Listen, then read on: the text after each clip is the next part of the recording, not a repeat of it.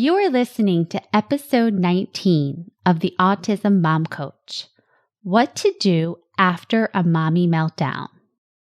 You yelled, you cried, you lit it up. Now what?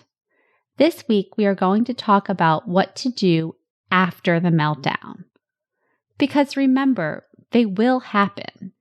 And once we let go of the idea that we should not have human reactions, or that we are bad for having them at all, we can choose how we want to respond and how we want to treat ourselves in the aftermath. Stay tuned for a simple tool you can use after any meltdown.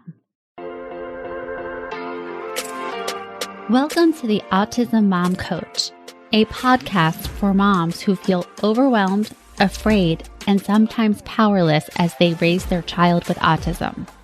My name is Lisa Candera.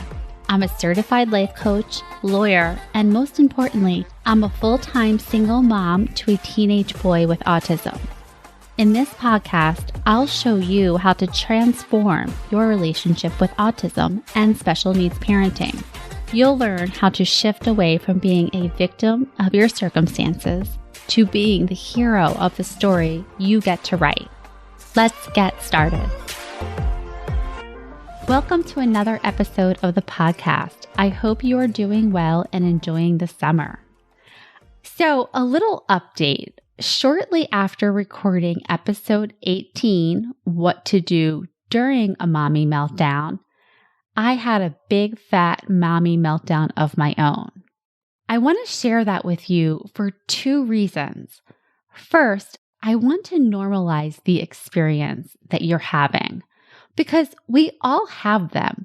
We all have our own meltdowns. We all react or overreact.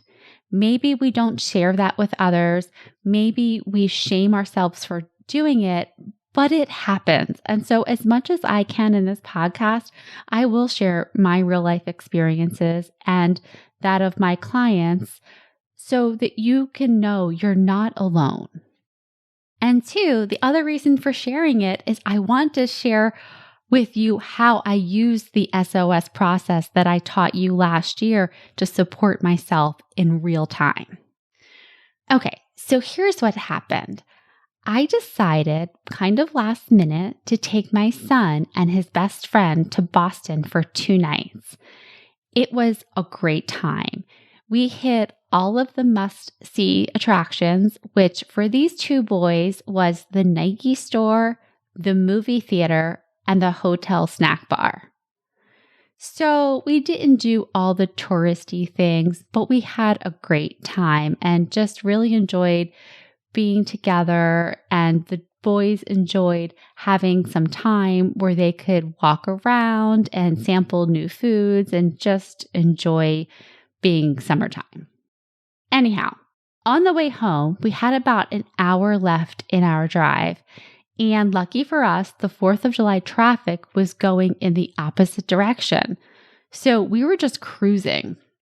That is until I stopped for a bathroom break and I went into the back seat so I could retrieve my iPhone charger from my backpack. Well, this is when I discovered that my backpack was not in the back seat, and my son, who was in charge of the backpack, well, he had left it not in our hotel room, but in the Whole Foods next door to our hotel where the boys had gone to have breakfast. In that moment, panic set in. I was freaking out. Someone could have taken that backpack so easily. Maybe I lost my laptop and all of the work that I had stored on it. And so what did I do? I lost it. I yelled. I cried. I melted down. So given what I do, I coach moms on things like this all the time. Whenever things like this happen in my life, my mind immediately goes to, what would I tell my clients to do in this situation? And of course, I had just recorded the SOS episode, so immediately just stopping and observing, I am in a stress response. And oh my God, I was. My heart was beating so fast, my mind was racing and went blank at the same time somehow. So immediately, hand on the heart, slow, deep breaths. And it worked. It didn't bring back my laptop, but it did return me to a calmer state where I had access to my rational thinking. This was important because in my fear response, the only thing I could think of was I have to turn this car around immediately and race back to Boston. Fortunately, once I was able to calm down, what I did was I called the Whole Foods. I confirmed that the backpack was there, thank goodness, and I asked them to hold it. I then called the hotel and asked the staff to retrieve the laptop from the hotel, which they agreed to do. So now I had a decision. I could turn around and return to Boston and get the laptop right now, or I could have them mail it to me. So here's where I did the math. I looked at the traffic pattern and I thought, well, we have 90 minutes to get home versus turning around now, getting to Boston in bumper to bumper traffic, only to turn around and drive back home again in 4th of July traffic with 2 teenage boys in the back seat. So this was an easy decision. We were not turning around and going to Boston. We were going home. Now, this all happened in 5 minutes, and most of it happened in my head. Once I was able to calm myself down and decide what I wanted to do using my rational brain, I was then able to talk myself and the boys through it. So, in a calm voice, "Hey guys, I'm sorry I got so upset. I was really afraid that the laptop was gone. But just notice when I was panicking, I couldn't really think straight and I thought we only had one choice. But once I was able to calm down by just slowing down, being quiet, and breathing, I was able to think through my options. So here it is. We're not going to turn around and go back to Boston. We are going home." Now, meanwhile, these are 2 teenage boys in the back seat with their accessories. And so I think they heard me. They were on their devices and really they were more concerned about whether we were stopping for snacks and whether or not we were going to get home for them to participate in whatever 4th of July plans that they had. Anyhow, the point is I felt better, I was calmer, and I was able to drive us home safely. So there you have it, a real life example of working through a meltdown using the SOS process.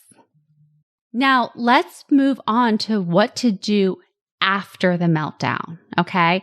Now, I know what we usually do after a meltdown. We usually shame and blame ourselves, but as you might have guessed, that's not what I'm going to suggest here.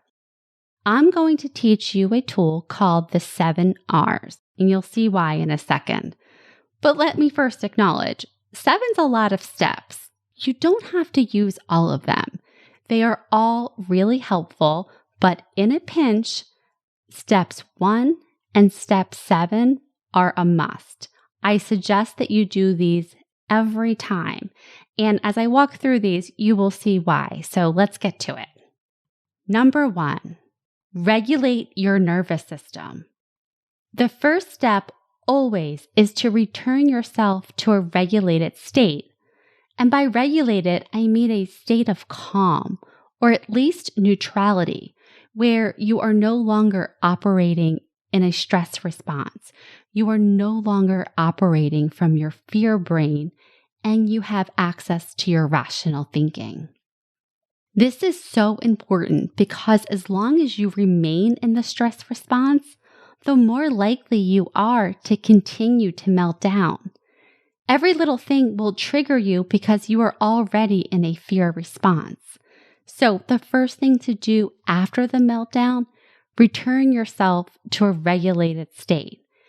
You can do this by using the self-soothing techniques we talked about in episode 18, like deep rhythmic breathing to signal to your brain and your nervous system that you are safe and you are in control. When it comes to regulating your nervous system, you really want to do anything that's going to return you to a sense of safety and work also to release the stress from your body. And so one of the great ways of doing this, again, is the deep rhythmic breathing.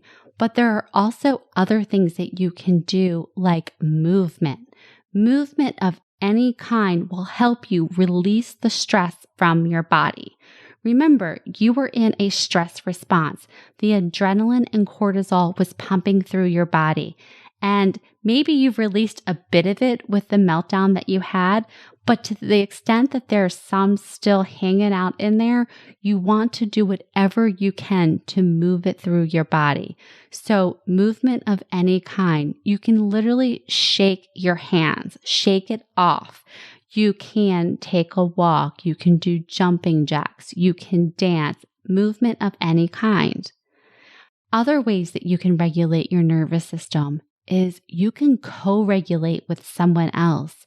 Is there someone near you that you can give a hug to? Can you give a friend a call?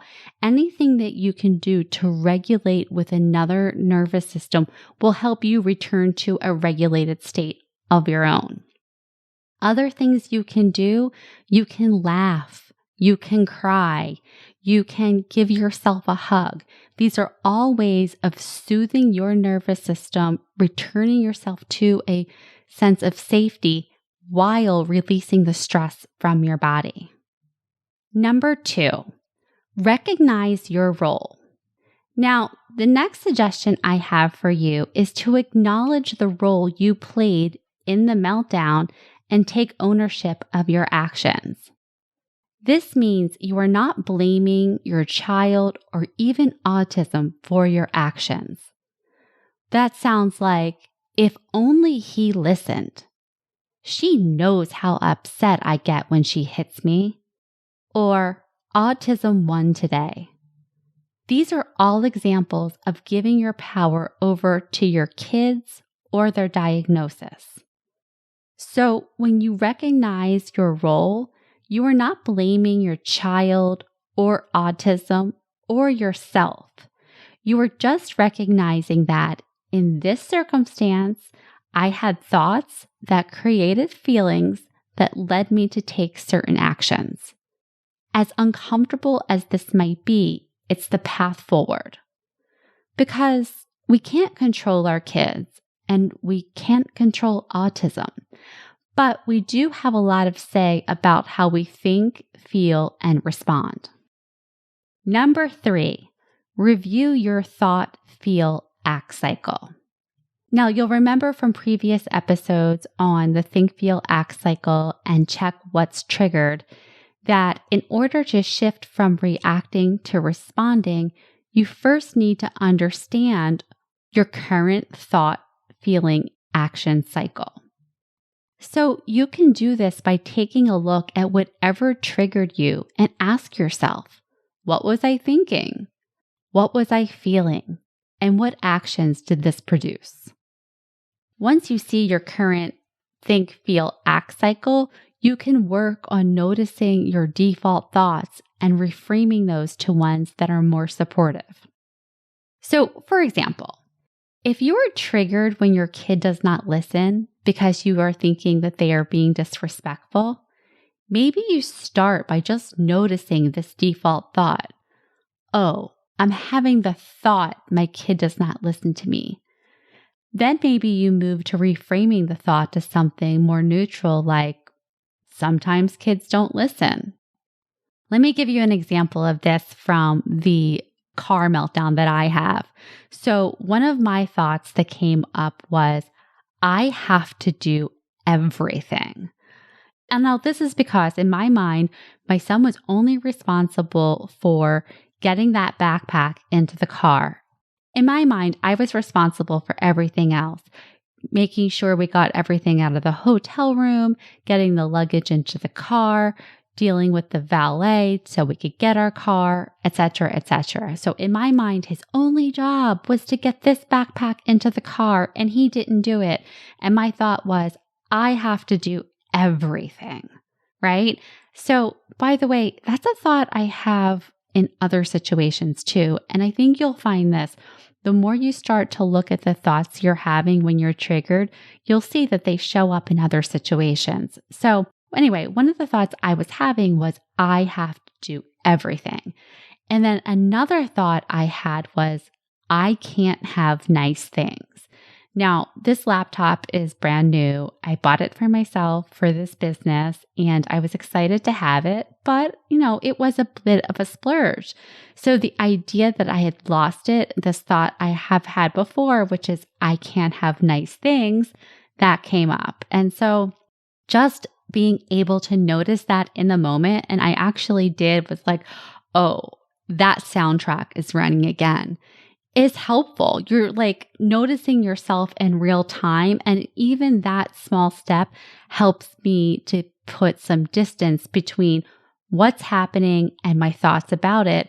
And maybe that's why now looking at the situation, I was able to shift rather quickly into the self-soothing that I was able to do in order to redirect myself. So in any event, review your thought, feel, act cycle. If you want some help with this, I suggest you listen to episodes 5 and 17 and go to my website to grab a copy of the free workbook, Check What's Triggered, to help you work through your own think, feel, act cycle when it comes to the things that trigger you. Number 4, release the guilt. Now, this is probably the most challenging step. You may feel terrible after a meltdown, and that is okay. It is not comfortable, but it won't harm you. In fact, guilt can be a useful emotion when it is signaling to us that we are acting out of alignment with our own wishes or values. It is alerting us to an opportunity to course correct. Indulging in guilt, however, is not useful. It keeps us stuck. It undermines our confidence and self-concept, and it does not lead to better results. Contrary to what you may think, beating yourself up does not make you a better parent. Beating yourself up does not stop you from melting down. In fact, the opposite. If you are constantly beating yourself up for having an emotional overreaction, if you are telling yourself you were bad or not good enough or screwing up your kid, well, this is not exactly confidence inspiring, is it? Because now you have all of this pressure on yourself. I need to be extra patient and extra perfect to make up for whatever it was. And this is impossible. Life happens. Your kid will do the thing that gets on your last nerve again.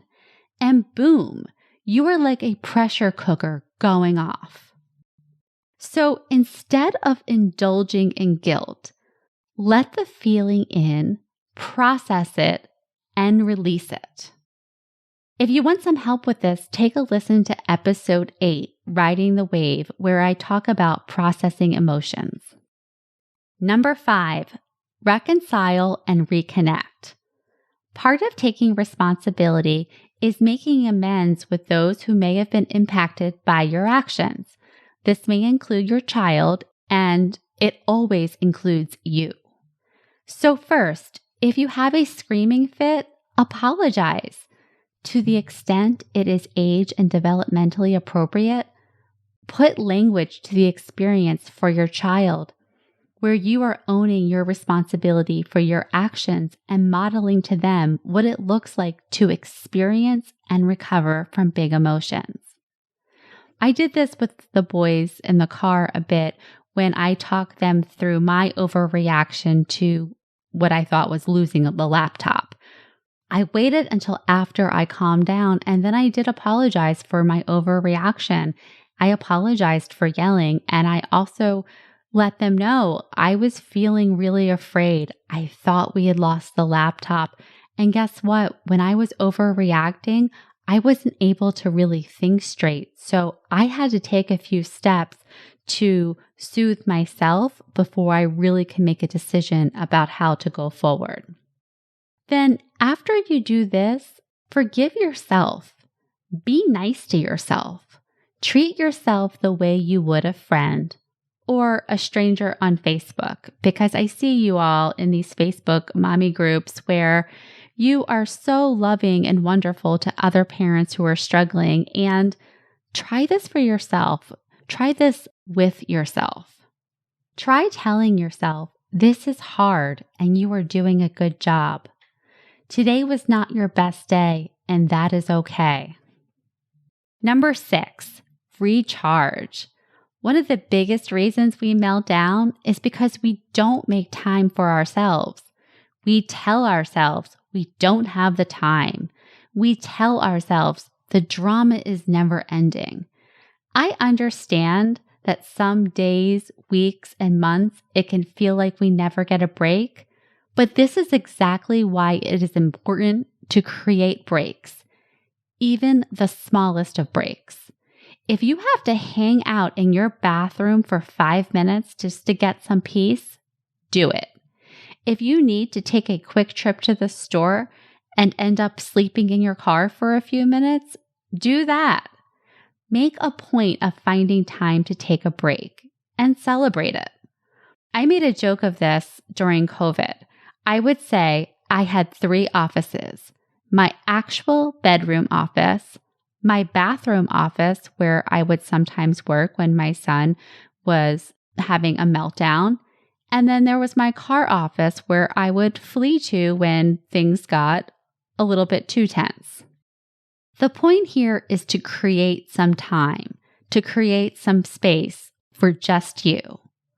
No, it probably won't be enough, but something is better than nothing, and just a little bit over time can add up.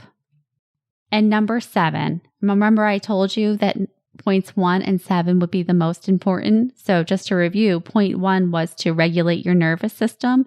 Point number 7, remember what matters. You are not melting down because you are a bad person who does not love their child. You are not out of control. You are not crazy. You are carrying a heavy load. You love your child. You want the best for them. You are doing the best you can, and that is enough. More than enough. Some days will be more challenging than others, and you will have human emotions because you are human. It is okay. You will stumble, you will fall down, and you will get back up. And that is what matters. I tell this to myself all the time. I may not be doing it perfectly, but I am in the arena every day. And that is what matters. Okay, to recap the 7 R's. Number 1, regulate your nervous system. 2, recognize your responsibility. 3, review your think, feel, act cycle. 4, release the guilt. 5, reconcile and reconnect. 6, recharge. And 7, remember what matters. If you want more support with this, or you would like to learn what it would be like to have me as your one-on-one coach, now is the time to go to my website and sign up for a consult. I would love to work with you, and I would love to find out how I can support you wherever you are in your journey as a parent raising a child with autism. Thanks for listening, and I'll talk to you next week.